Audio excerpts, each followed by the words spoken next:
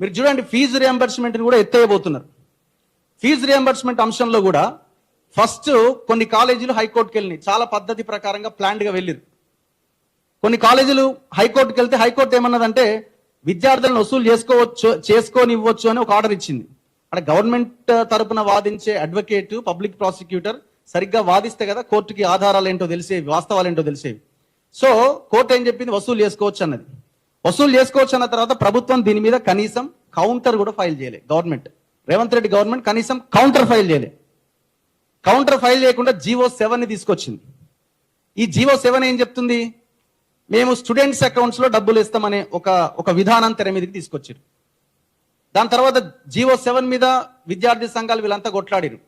హైకోర్టులో విచారణ జరిగింది. మళ్ళీ జీవో 7ని రద్దు చేసి జీవో 9 తీసుకొస్తున్నామని అన్నారు.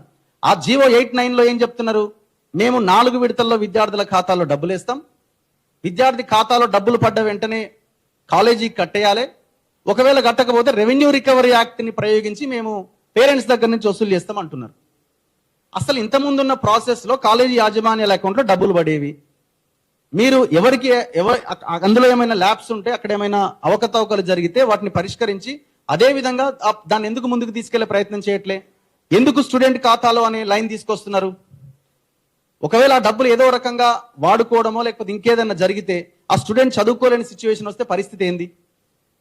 దీనివల్ల ఏమవుతుంది, కాలేజీ యాజమాన్యాలు మీకు ఎట్లాగో డబ్బులు వస్తాయి కదా, మీరు ఫీజు మొత్తం ఫస్ట్ కట్టేయండి అని నిబంధన పెడితే అప్పుడు ఎవడు బాధ్యత? అంటే నెమ్మదిగా ఈ రియంబర్స్మెంట్ అనే పథకాన్ని ఎత్తేయాలి అనే కుట్ర చాలా క్లియర్గా జరుగుతుంది. దీని మీద మనం రాబోయే రోజుల్లో భయంకరంగా కొట్టాడాల్సిన సిచ్యువేషన్ కూడా వస్తుంది.